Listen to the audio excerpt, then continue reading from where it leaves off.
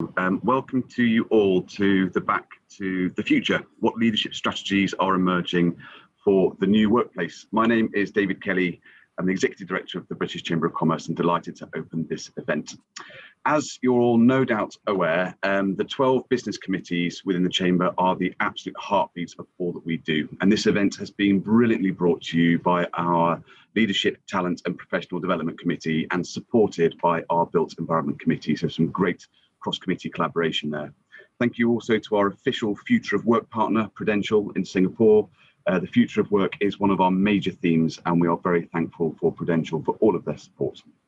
So, introducing this interactive and engaging session ahead, Back to the Future, what leadership strategies are emerging for the new workplace? Well, COVID-19 has been a unique crisis for organisations across the globe. It's challenged leaders to re-examine every aspect of their business and to re-emerge new strategies for the future of work. And leaders have had to learn quickly about how to stay connected and build trust with their teams and to drive changing workplace culture. And they've had to adapt to working from home, seeing technology implemented and facilitated this massive shift towards hybrid models, flexible working, and how we all view the physical workplace. And these are all things that we're all having to deal with in our working lives. So as we slowly get back to the future of work, what have these leaders and our audience learned from the pandemic, and how are they shifting their thinking and shaping the culture of their organizations? So I'd like to introduce our moderators and our speakers. You're in superbly knowledgeable and capable hands today. Our moderators, Don Rapley, Managing Director of Transform Your Conversations and co-chair of our LTPD committee. Janelle Gavin, Regional Human Resources Manager for Mott MacDonald Singapore and a committee member of the committee as well. And just quickly, our speakers, Lynn Dang, HR Director for Microsoft. Just a quick snippet as well, Lynn is an active member for the board of UNHCR, the UN Refugee Agency as well, so loads of experience coming through from there. Sherwin Siregar, Head of People Experience at Prudential. Sherwin was also previously the CEO of Atlas Sound and Vision, the award-winning company founded by his late grandfather, so some great insights coming from him, I'm sure. And Tan Yoon Heng, Singapore office leader at Arup as well. Who also led the award-winning Woodlands MRT project. So we've got three brilliant speakers and two fantastic moderators. And with that, and without further ado, Don, thank you very much to you and Janelle for all of your support, and over to you. Okay, so thanks very much. And it's great to see so many people on the call this morning. But I'd like to thank, first of all, the entire team from the LTTB committee, the Leadership, Talent and Professional Development Committee. I think there's been 8 or 9 of us involved in pulling this together, and thanks to Sabina and the BritCham.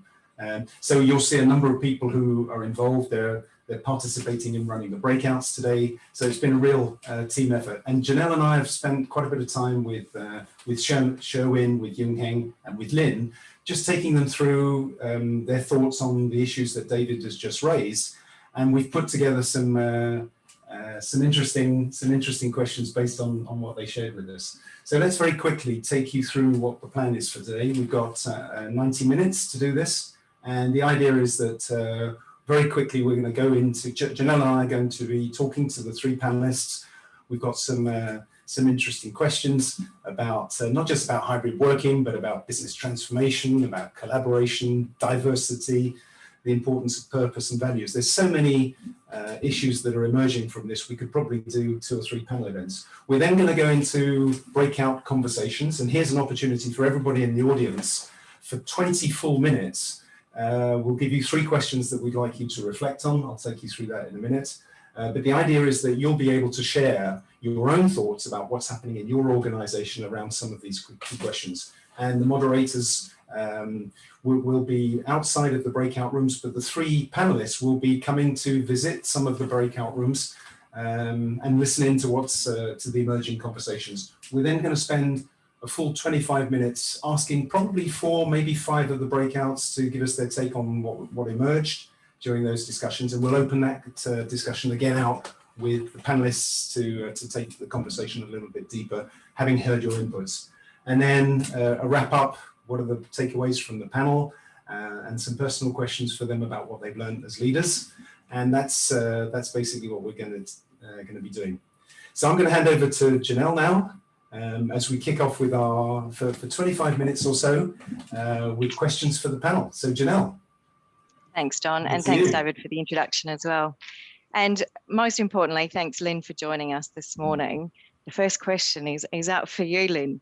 You know, I guess when we look at it in the discussion that we had with you pre-COVID, there was a lot of talk in business industry about how do we adopt to these hybrid working models, how do we work from home? And to be fair, we've seen that to varying degrees of success pre-COVID as to how businesses adapted. COVID then hit, and of course, we didn't really have a choice anymore. We had to just simply adapt to the new way. And interestingly, through the early stages of COVID, there was a lot of talk about within business, what are we going to do post-COVID? What's going to happen after COVID? As we saw the pandemic continue, and as we still see it to continue, it's not about what are we going to do post-COVID? It's how do we live with COVID and how do we adapt to the new way? Really interestingly, when we were talking to you a couple of weeks ago in preparation for this event, you talked about how Microsoft was adopting digital transformation to work towards a hybrid model. And one of the key media things that has come out is that Microsoft is adopting this model where people can work from anywhere for part of the time, whatever their role is. And you really talked about how digital transformation was supporting that. But what we found really interesting when we were talking to you was when you commented that APAC is actually leading the way for Microsoft on these initiatives. So we just thought, could you share with us what Microsoft approach has been and how, in fact, you've been trailblazing this from the APAC region? Wonderful. Great question, Janelle. And thank you so much, everyone, for having me today. It's really great to be here. Yeah, so what you said, I will say that we are trailblazing in APAC. I'm not sure whether it's best practice yet, but in the spirit of learning from each other and sharing, I'll share a bit about Microsoft's approach. So we actually have a workforce of over 160,000 people in 190 countries. And in the early stages of the pandemic, we've always had a very flexible work culture. It's what we pride ourselves on in our products and tools, but it's also part of the cultural transformation that the company has gone through in recent years, pre-pandemic anyway. And so when the pandemic hit, we were able to accelerate very quickly to adapt to it. And then in turn help our customers, whether they were governments or NGOs or enterprises, move very quickly in their adoption of digital tools.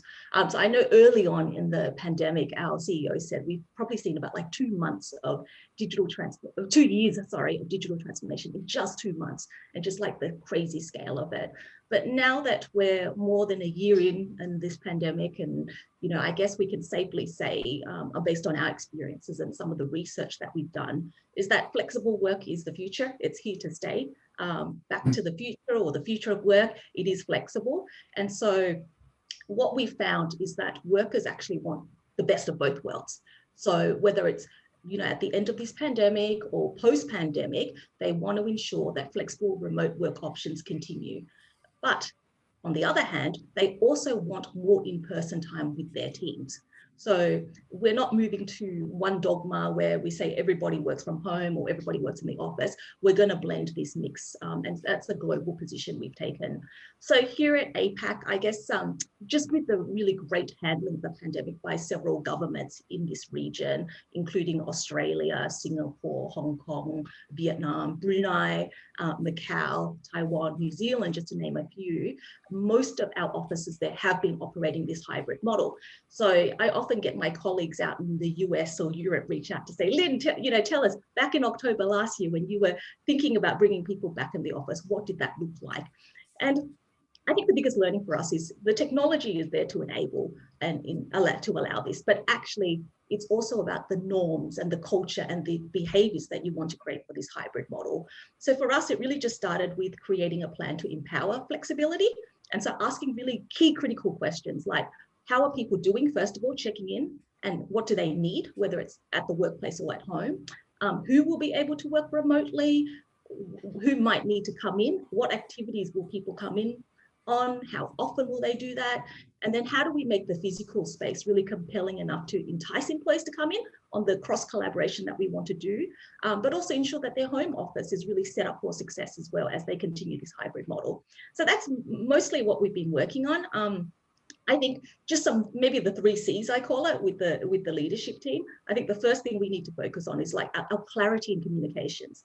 So the leaders and the teams really need to come to an agreement to determine what does a regular work week look like, when are people in the office, as part of their work streams and their workflows, when is it critical for people to be here, when is it not critical and they can do it virtually. The second piece is actually, this may come out in the groups, but actually combating digital exhaustion has to come from the top. So we talk to our leaders to say that what we're seeing from the data and what we're hearing from our employees is that digital exhaustion and overload is a real thing, and it has to be a priority for leaders as you're planning this hybrid model. So it won't be easy, but it's really thinking about synchronous and asynchronous communication, and creating a culture where breaks are actually respected and encouraged as well. And it has to start from the top. And then the third thing is just collaboration. So in a digital world where everybody is working remotely, like in our US office at the moment, teams actually work more in silos. So when we actually move to a hybrid model, how are we thinking about more about cross-cultural, cross-teams collaborations, and what methods we want to use around that? That's great. Fantastic. Thank you. Don. That's a good transition for the question for Sherwin, because Sherwin, you've shared with us, and we already know because we did an event with you back in 2019, but we know that Prudential has already started the journey of flexible working even before COVID-19. And back in 2018, you created a complete office redesign, and you were already adopting a more agile approach to the physical environment with a focus on working from home, working from the office, and working from anywhere. So I think we'd like to hear from you. How did that early start help you to set up for success when COVID-19 came along? What was the impact of the dramatic increase in working from home in what was a very ambitious change plan? And maybe you could talk to us about some of the things that have worked well as you've been leading the teams at Prudential, but describe some of the things that maybe has worked less well in that transformation. And why there were those for sure, Don. Thanks for that. And great. I loved what Lynn was saying, because the hybrid in terms of like flexibility to be able to have people arrange the work that works best for them. You're right. We had those policies earlier. And I think it's important to say what was the context, right? Before we were a traditional financial institution, we have all the great habits that were great before, and then it stopped maybe a little bit of collaboration, innovation, when it was kind of like fixed in style, right, for that. So we recognized that to be able to be a leader, continue to be a leader in the insurance industry, that we needed to change that and to make sure that we had this culture of not just waiting for the top, right? And people can talk and people can collaborate. I love what Lynn was saying about moving from silos to cross collaboration. That was really important. And that's why we had a huge office transformation, hot desking. Nobody had a desk, even my CEO had a desk. That was a big cultural change. I remember that time to be able to start not giving people a desk. And in the end, we said that you could have a desk. Our competitors would be loving to give you one. Not a desk, office, right? So everybody had a desk. But I think we had those policies in place. We had that you could work at home, but actually the adoption wasn't that great, right? Individuals had a habit of just coming to the office. I want to see, I have that. We had Skype for Business, and then we had Microsoft Teams. But there were some people that I knew that didn't switch on their IM until pandemic hit. Because they felt there was too much noise and stuff like that. So what happened when the pandemic came was that we already had policies and infrastructures in place, and people could just tap on it, right? Versus some of our friends in the industry who didn't have the infrastructure in place, right? So that was a challenge. We just had to turn on a few buttons and increasing in licenses and VPNs and stuff like that, which was usual. But so that helped us, right? Because we didn't have to think of policies. We didn't have to think as if, hey, now everybody can just use it, right? So I think that was important. But even then, there were certain things which you could work from home, but you could always come back to the office for a collaboration discussion, right?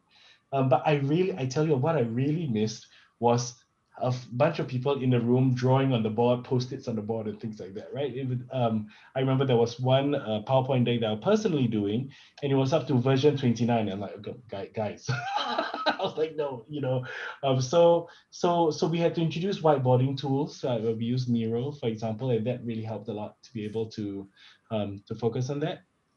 And we were able to focus on the work, right? So if you think within the industry, we were able to, and these are public information that's published by industry. So we were able to, from a business perspective, maintain our #1 position as regular premium. We were able to be successful in our areas and grow, right? So in a pandemic year, and our annual report is just out, we actually grew versus last year, versus the previous year, right? Which is not the usual in our whole industry. So that's a little bit of like, we were able, our early thought around the transformation helped us to be propositioned when, as Lynn said, the 2 years became in 2 months, right? At least we are a little bit ahead because we had a bit of that, right? If we think around personal leadership challenges, adaptation, you know what happened? I got really healthy. I started walking at night because I used to work really late, and then I would go for walks because, okay, we need to be able to do that. And then it was great because I could have calls in my walks, right? So I used to, and actually the calls made my walks longer because I would finish my 5Ks and my call hadn't ended, so I just push on, right, until the call finishes. So actually that was quite interesting. And it was possible because we were able to build a strong team. You'll be able to do that, right? What the challenge I felt, and my last part about the challenge, if you ask, was when the team is not as strong, right? Or if the new team, you onboard a new person and stuff, and then you need an Excel sheet, you need stuff, you need to build a guide, you need to share screen, and then I really feel sorry for the people who came in onboarded during the pandemic time, and there were certain individuals who really struggled with this pivot, right? And it's not to do with age. There might be a concentration of older workers maybe having a little bit more challenge in relation to the digital divide. But actually, there were some people who who really struggled with the loss of social connection. Yeah. It's really interesting. And Lynn's just put a comment, huge fan of walking meetings. I think that's really cool. A number of people you see walking along who are, we're in a meeting. That's really good. So, Janelle, over to you. Fantastic. Thanks very much for that, Sherwin. Fantastic. Thanks, Sherwin.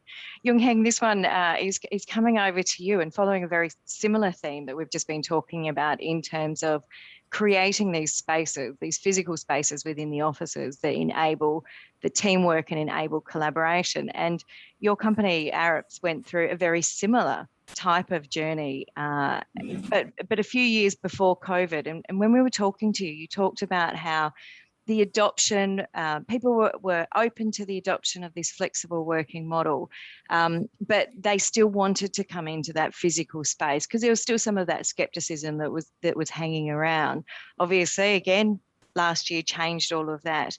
But what we found really interesting in speaking to you was that you talked about how these new office spaces were created and called in the neighborhood, and you were using very strong innovation and technology through your people to create these connections of human moments.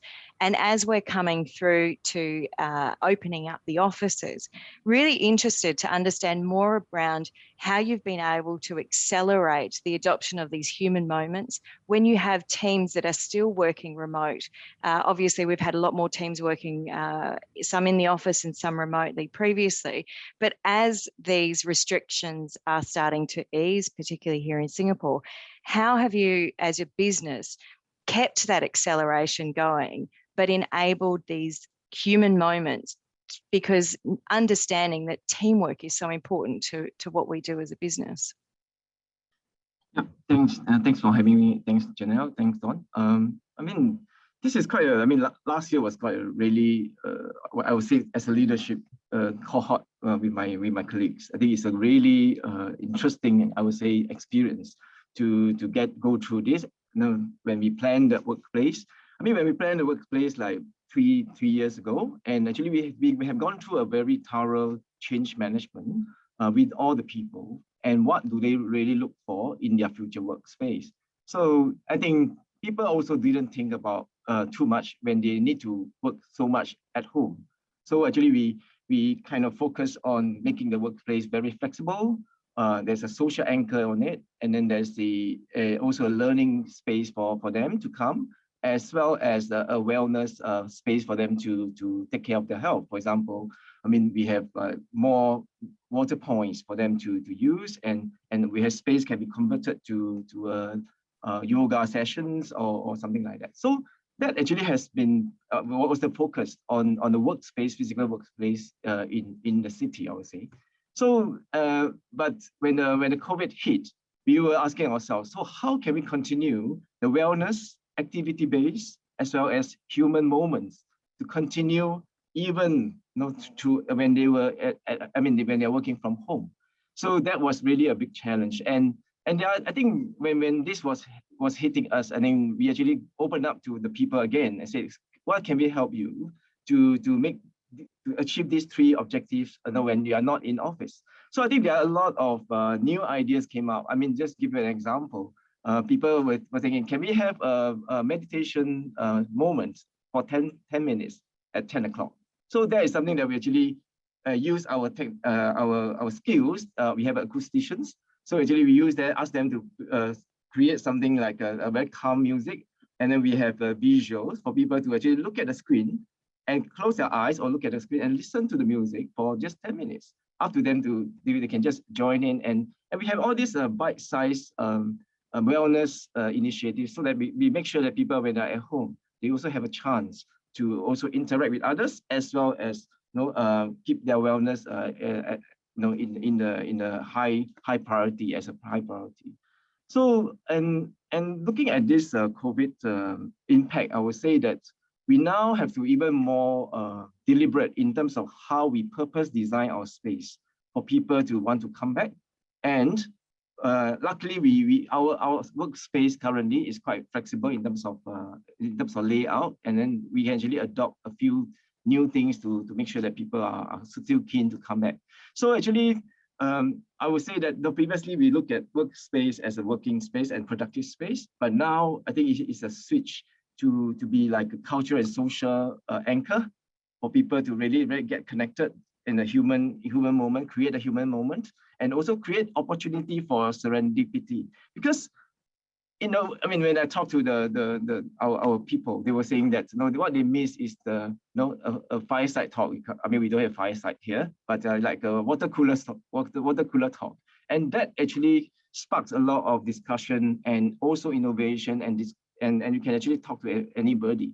So that kind of moment for serendipity is really important for us. And besides that, of course, the usual, I would say, collaborative space, then with the technology enabled, those are, I think, already in place for us. We are lucky. So we already prepared for that, and people can already use it quite easily. Yeah, so I think that's about it. I would like to share. Fantastic, thank you. Don. Let me just take myself off mute. That's a common saying these days. So look, we're going to go through a second round of questions, slightly shorter questions here, but there were a number of topics that came up. And I'm going to ask Lynn, when we were talking about new ways of working, you highlighted the importance of diversity. Diversity and inclusion, but diversity was the one that struck us, and the need to build the capacity for your leaders to be more inclusive. And you shared some really interesting insights into the importance of working with a more flexible workforce, enabling you to tap into a more diverse workforce. So could you share with us and the audience why is inclusion such an important dimension of leadership? And what are the challenges and opportunities you see as you build a workforce at Microsoft that's more flexible and diverse? Sure, Don. So I guess one of the things I will say is, as part of this sort of shift to remote work, and we're challenging the possibility of where people can work, it actually is, talent is everywhere in a hybrid model. So when we think about it, the opportunities that it widens the talent marketplace for hiring managers, for recruitment teams. And I've done a lot of recruitment in my career in tech, and I can tell you I've never had a hiring manager who told me you're recruiting fast enough, or we're finding the talent we need in the market. So I think here is the opportunity, actually, this fundamental shift. And if anything, we've actually seen Microsoft owns LinkedIn, and we've actually seen remote job postings on LinkedIn increase by 5 times during the pandemic. And we're actually looking at more of freelancing work as well. So instead of these permanent opportunities, there's more project-based work that's been put out on LinkedIn. So I think this sort of fundamental shift allows us to expand how we think about talent in this future of work.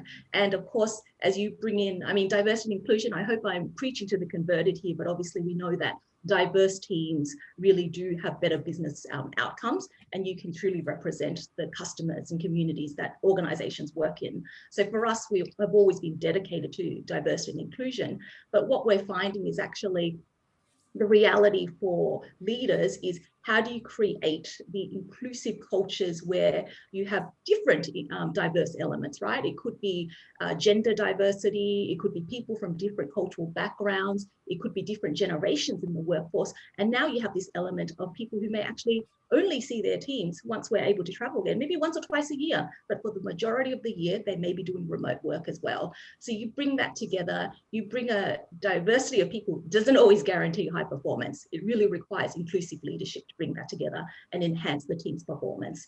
And I mean, you see behind me, I say inclusion is a choice.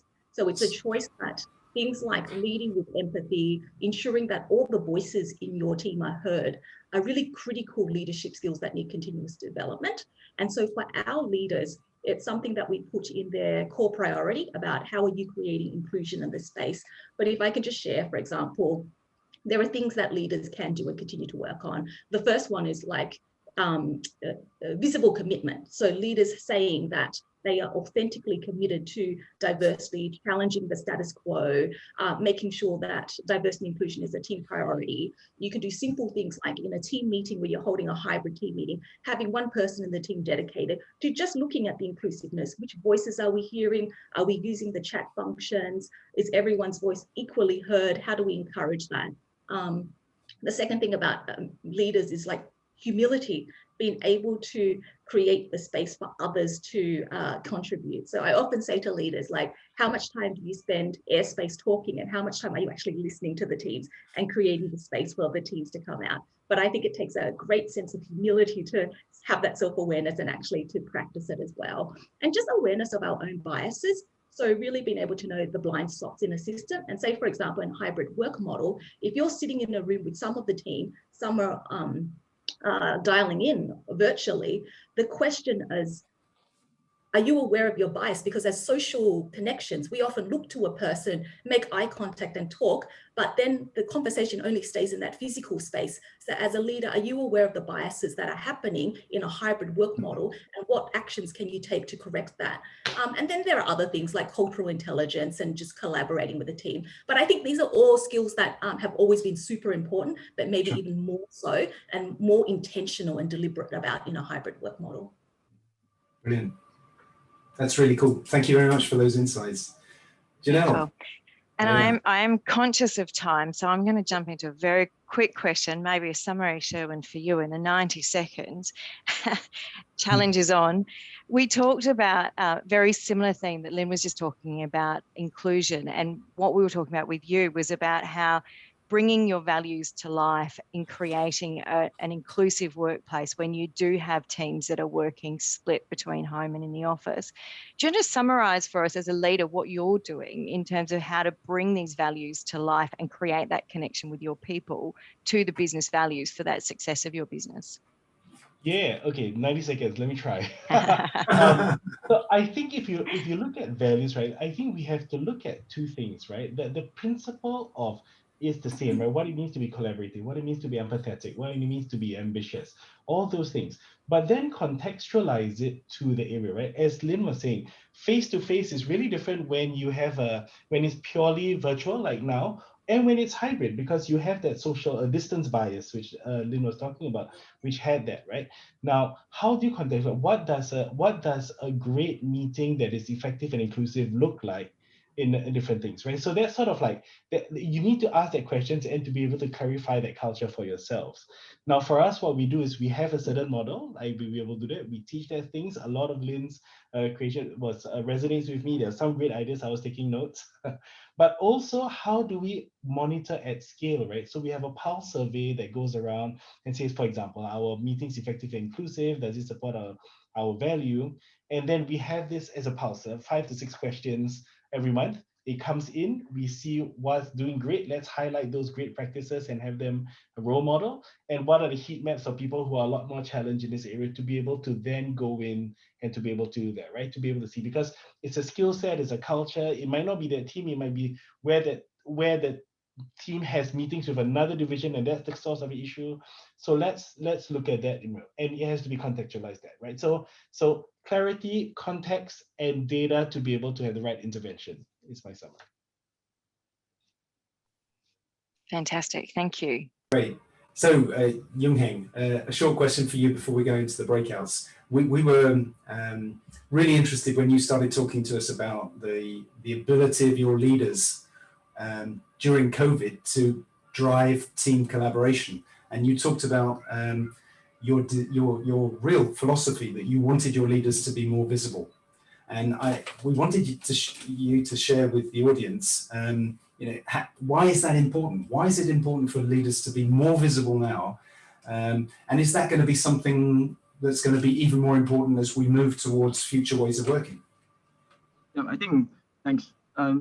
I mean, traditionally, we know when we are all in a workspace, we can just walk to a colleague and just talk to them, and then they can also learn from some of the people around them when they're having a conversation with the clients and whatnot. And these are now missing because they are not at the same place at the same time.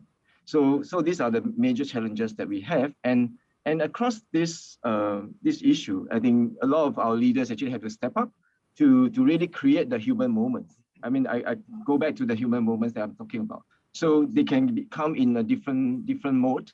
So some of them actually have one-to-one mentorship, and then they come to office to work together at a smaller group, and also create the what you call it, one-to-one check-in, as I think mentioned by Lynn. I mean, Lynn has covered quite a lot of very good tips and also best practice, I would say. So we have used that to make sure that the connection between the leaders and the people are always there. And the other dimension I will look at is because of the integration, not really like work-life balance, but work-life integration, and that actually create another opportunity for leaders to be engaged in a different way. I would say, sometimes we actually encourage smaller group sports activities, just to make sure that we have some time to build trust, build understanding with each other outside of the work. So and there's another dimension that I thought it will be maybe the future trend. And the other one I will look at is we were looking at as a bit of a gamification. Can we use some of the gamification to be more engaged with our people, and then so that we can really create the cross cultural or cross collaboration between the teams, between the people, between the different disciplines, to innovate together. So these are maybe three main things that we were looking at for the future. Yeah. So huge number of topics that are emerging there, and we'd like to now put you into breakouts. And I'm just going to show you how this is going to work. Let me just share my screen. Can you guys all see that? Can you guys see my screen there? Yes, we can, Don. Yeah, that's good. Okay, so what we're going to do, we're going to go into 20 minutes. So we'll take the full 20 minutes to do this. And we are going to, in that 20 minutes, it's a networking opportunity. So get to know each other, do brief introductions. Don't take up the whole time doing introductions, obviously, but what we'd like you to do is to share your own experience in your organization into the questions that we're going to set for you. The panelists are going to come and visit the room, and there'll be one of our LTPD team in each of the rooms to help facilitate the conversation. So the three questions that we'd like feedback on: what have you learned as a leader during COVID-19? What are the insights that you've had? If you're not a leader, you'll be a contributor, you'll be working with stakeholders. So what have you learned about your broader leadership role? That's the first one. What is your take on this question? How do you achieve business objectives as a leader as the workplace emerges and evolves so quickly? And then the third one, what is your biggest consideration in designing the workplace of the future? So those are the three questions. We'll do debrief about 4 groups at the end of 20 minutes. And Sabina, could you just give us a heads up as to how many groups we've now got and how people actually can join the breakout if they're not familiar with Zoom?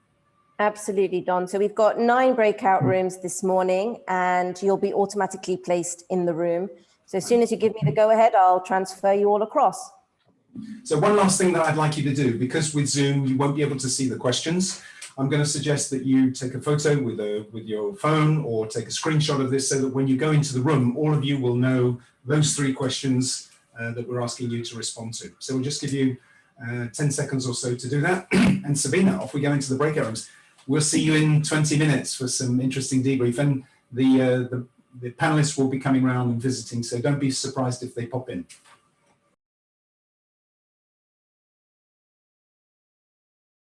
So we hope you found those breakouts useful, and we're going to kick off straight away with some feedback from the group. So I'm going to start off with Matt. I know you had Lynn in your breakout for quite a while as well. Matt, would you like to summarize the thoughts of your little panel? Yeah, sure. So we had a really great conversation, actually, sort of focusing on the first 2 questions, although we did touch on the third in the end. So in terms of what we've sort of learned of ourselves as leaders, one of the things that the first thing that came up was the importance of attitude, and how that makes a big difference when you are sort of leading a call, or when you're doing these sort of even regular catch-up sessions of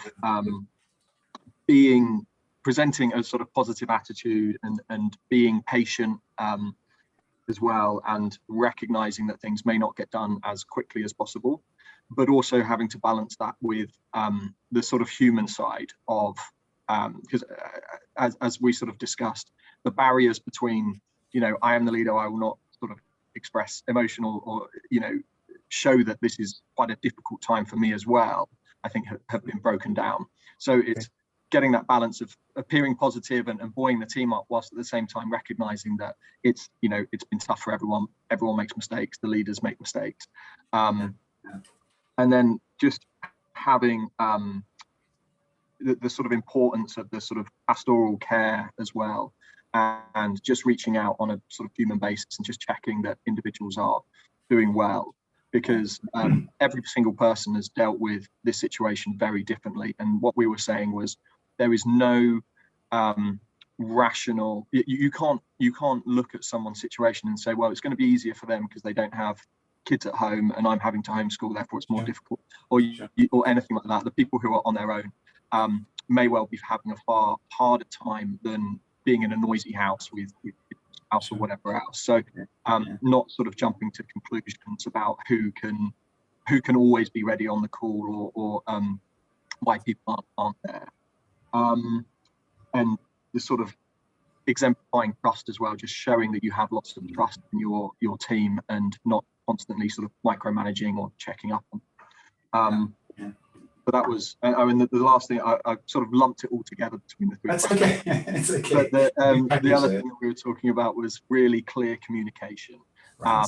So regular meetings, regular sort of catch-ups, but then also recognizing, as one of the panelists mentioned, that sort of great phrase of sort of digital exhaustion, of no one, when you get on a call and there's 10 people on the call and only 2 have got their camera on, it's probably because everyone has sort of reached the end of their limit. So not having meetings for meeting's sake, but still making sure there's lots of regular connection and collaboration. Yeah.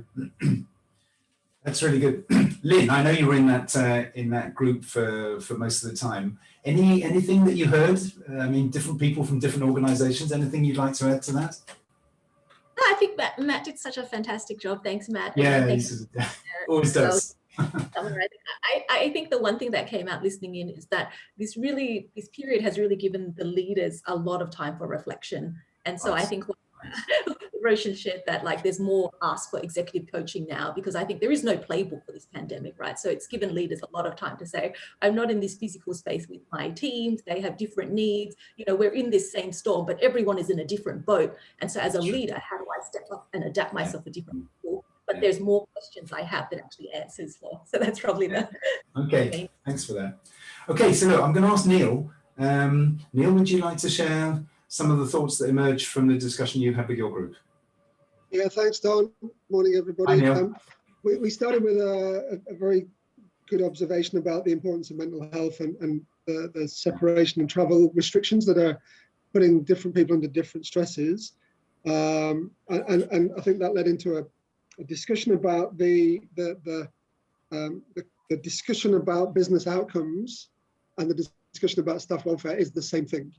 You know, happy staff equals successful business equals, happy everybody. And that went into a conversation around the workplace mindset.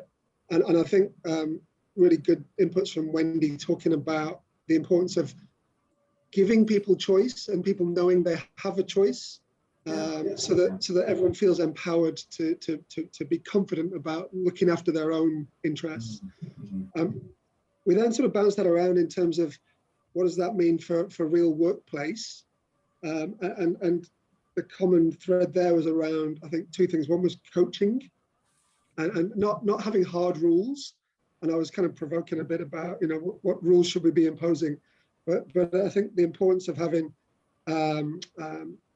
strong guidelines about what does work and why other people see that as valuable. So things like having your video on, as Matt mentioned. An interesting one about not having your self-view on, and I'm now staring consciously at me talking to everybody, which is very, very uncomfortable.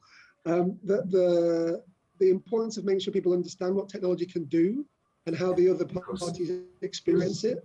And all of that kind of about making things continue to happen effectively, but at the same time recognizing that face-to-face adds extra value, and how do we manage our reduced face-to-face time in a way that that maximizes the value of that time. So lots of things around those themes, and I think that the common thread around coaching and making people aware of the power of different tools and different techniques and different forums. The last one I think was a really good point, is that once all of that's coming into place, it's then really important for us as leaders to reinforce it, to follow it, to make the example, and not give other people the excuse to say, well, if that person's not doing it, why should I? So really interesting conversation. It was a pleasure to listen, frankly. And I feel almost embarrassed that I'm taking the credit for feeding all this back. No, I'm sure there's a good group behind you, don't worry. That whole notion of the leader showing the example, that's just not it's no longer an option not to show the example, is it? It just doesn't work. Absolutely. The same way. Absolutely. Good one. Thank you very much. Thanks. I'm going to ask Vicky now. Vicky's literally just joined our committee, so I'm going to put you in the hot seat here, Vicky. Would you like to share some thoughts about what was going on in your group? And I know Sherwin popped into your group for a short time. He did, and we had a great conversation actually. We touched on the first two questions. We had such an in-depth conversation about question 2 that we didn't manage to get to 3. So don't worry. We talked about some of the challenges that leaders are facing around settings, and it came back to Lynn's point actually around how to encourage people to come into the workplace when it's appropriate and right to do so, and finding that balance. But not wanting to seem that, like you're insisting that people come in and making these hard and fast rules. So we talked about Lynn's point around the criteria, around guidelines of who can work from home, when it would be appropriate to do so. And actually Sherwin made a point that that we talked about, that said one of their principles is that you should not be doing only one thing, that there should be a blend. And that is a great approach. And he used the phrase, sorry to steal your phrase, but we all wrote it down, empowerment with accountability. So that there is that balance there. Yeah. And then we had some great points raised around some of the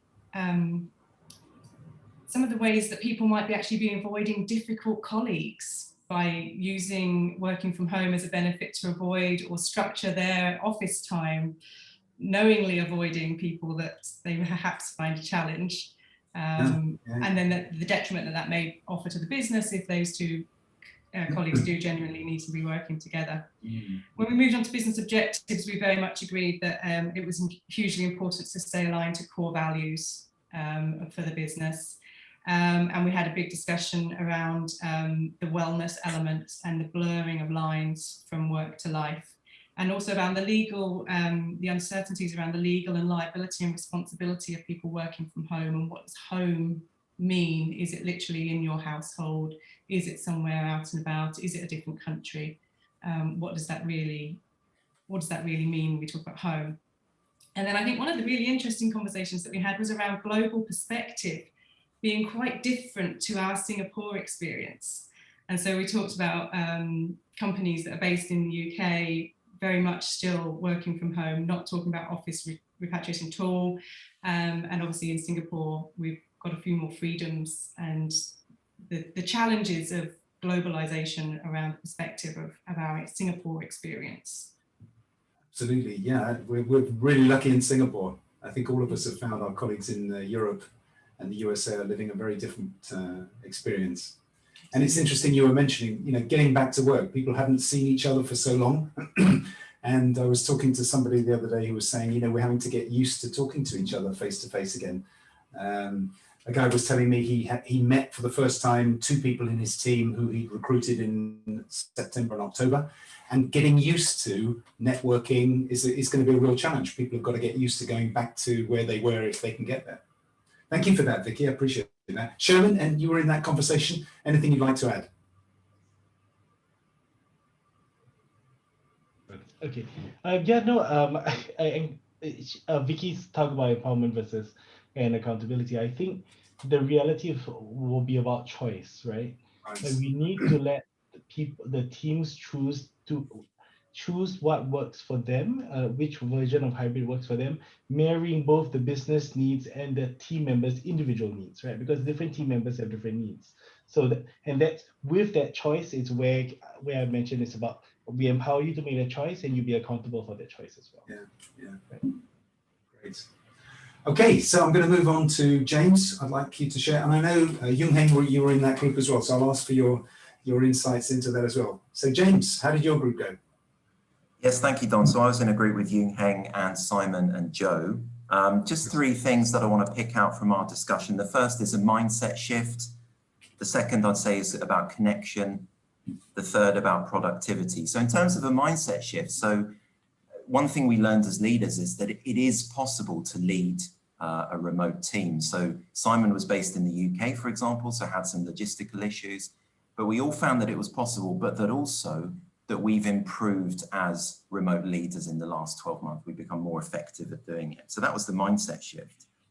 In terms of connection, we spoke a few times about human moments and being more deliberate about creating moments where people can connect, people can share things about themselves. Joe made a very strong point that he's got to know his team in the last 12 months more than ever, but that also they've got to know him more as a person. And I think that's something that resonated with me as well. And in terms of productivity, so Yung Heng said last year was the most productive year ever for him and his company. And I think we have seen a huge increase in productivity, and I'd be interested to know what other people think are the reasons for this. Is it that we get fewer interruptions when we're at home? Does it suit our working preferences? Has the boundary between work and life become blurred? So those are a few of the things we spoke about. That's great. So Yung Heng, you were in that group. What would you like to add to that discussion? I think James has summarized it very well. I think he actually get the gist of it. I think maybe one point to add is in terms of I like what Joe shared because of the life and work integration, people actually have a chance to talk about their personal life when they are working from home. I think that actually is a positive side that actually spin off from this working from home or remote working new way of working. So that is quite interesting. I think that happens to all of us. And the other point I was thinking, as a leader, we need to be more. We need to actually spend more time or get ourselves familiar with how to communicate through virtually. So we used to just walk to the person and talk to them, but now we had to know how to produce a video and how to look at the camera, how to some small thing, but these are also quite important because that can connect better with the people virtually as well. So there's a new skill that the leaders also have to pick up. Yeah. But in your group, you were talking about this mindset shift. Is there a risk that when people go back to working more in the office and doing more collaboration, that they'll gradually drift back to attitudes and mindsets that they had before? Is that the risk? What's to say that people can actually permanently shift their mindset and not slip back into their old ways? Yeah, I think the mindset shift is really important, because we need to be adaptive even more nowadays and be more flexible to change, because we will, I mean, with the world uncertainties, more and more things can happen, and we just need to stay alert and then be flexible and adaptive. Cool. Thank you very much for that. So Ellie, I know you had an interesting discussion in your group. Would you like to share a few key highlights from that? Yeah, thank you, Don. We did. I was in a group with David, Mark, and Helen, and we actually started with question 3 and worked up, because we thought everyone will do one and not do it the other way around. So yeah, and actually they sort of intertwined. Actually, there were kind of 3 key things that we had a great discussion, but 3 key things I would draw out.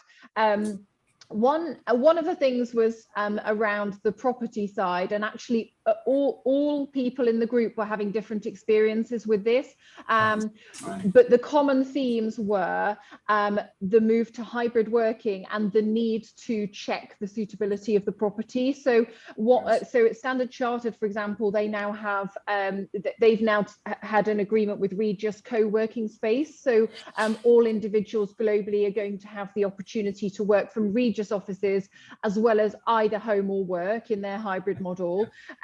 One of our team had absolutely no change because everything had been so flexible before, and then one of the others, actually they've needed to end a lease and start a lease. So it's, I think my message from that would be actually the property industry is going to be super busy, because everybody's having to review and adapt. Yeah. And actually I spoke to a contact of mine this week in London who's like a broker for property, and he helped me get my co-working space back there when I was in London, and he said he's literally never been this busy in his life. I thought he was going to be having a really difficult time. So property is booming. We had an interesting chat around the impact of masks in Singapore, and actually whilst we all feel very grateful to be in Singapore, what we found actually is masks having a negative impact because it's stopping people wanting to go back into the office. Because if I sit at my desk here now, I can talk to you about my mask. If I was going to work from WeWork, I would have to sit in a co-working space with my mask on. So actually people are choosing in Singapore in many times to stay home, because it just gives them that freedom to speak without, speaking like this. So that was really interesting. And actually that's one thing that whilst we all feel quite safe in Singapore, that has been a barrier for returning to the work office workspace. Okay. And then thirdly, really interesting discussion led by Mark, was around the impact on organizations with high volume of manual labor.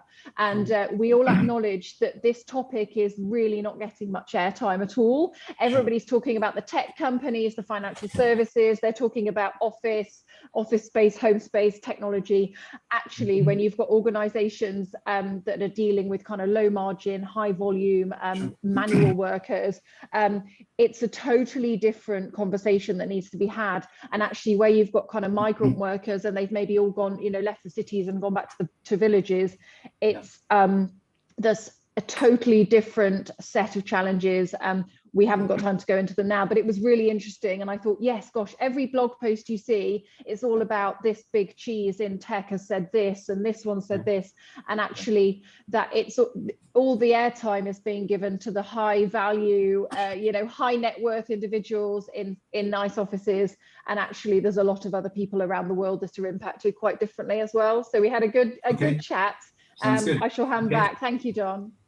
Okay, we've got 1 more minute, and I'm going to ask Vesta if you could briefly, I'd like to get your insights into that. Would you like to share a couple of highlights from your discussion, and then I'll hand back to Janelle for the final questions. Of course, absolutely. So basically, we all discussed about the leadership and the traits we got and acquired during the pandemic, right, and the disruptive moments. So we all agreed that innovation, creativity, flexibility, and adaptability really was crucial and also important to develop further. As well, that the individual needs are super important, and some of the people really like, you know, working from home, and this is what we would like to continue, don't want, you know, to shift even to office. And other people like opposite, they really appreciate like face-to-face. So basically individual needs are super important, and it depends on the company, on the industry and specifics what we used to do. And as well, what was very interesting, that some companies, they now even think how to find the value people to be back to the office, because a lot of them, like, you know, learn to live and work at home and enjoy it. Yeah. So this is in a nutshell. Okay, great. So over to you, Janelle, and let's go into our wrap-up questions for the panelists. Fantastic. Thank you, Don. Some really key themes that are coming out there in terms of what we can focus on as leaders within the business. Just some of the ones that I've captured down here is, you know, really important around that mindset shift, coaching, less rules, more guidelines, well-being, and the recognition that everyone's personal situation is important. And I really love the one around we are forced to challenge the way we work and define what productivity looks like. And that really does seem to be a key theme for businesses at the moment. So rather than me summarizing them, I'm actually going to put the question to our three panelists. If you were going to pick your top 3 priorities for leadership teams as we start to get back to the future and back to work, what would they be? And simply because Yung Heng, you're appearing right now on my screen via video, so I'm going to ask you to respond to that first, and then maybe once you've finished, we can just jump straight to Sherwin and then to Lynn. I would say maybe 3 things. First is, you know, be human. I mean, first thing, and you can be the catalyst for human moment creation. So that is important to me. And then the second one is to be compassionate, because people have different needs, and nowadays, and they have different choices. So you need to really listen in and facilitate that to happen. Third is find new ways to enhance people's experience as you know, when they contribute to the firm. I think that's the 3 things that I thought is important. Fantastic. Thank you. Sherwin, I'm going to jump over to you now for the same question. Yeah, sure. 3 things. I think we've been talking a lot of things are changing. We should also be, the first thing for leadership, I think, to be very clear what is not changing and what is changing, right? Because values, your purpose are super key, that you make a difference for your investors, you create value for your customers, you create value for your employees. Those are still remains the same, right? What has changed is the needs of investors, customers, and employees have changed.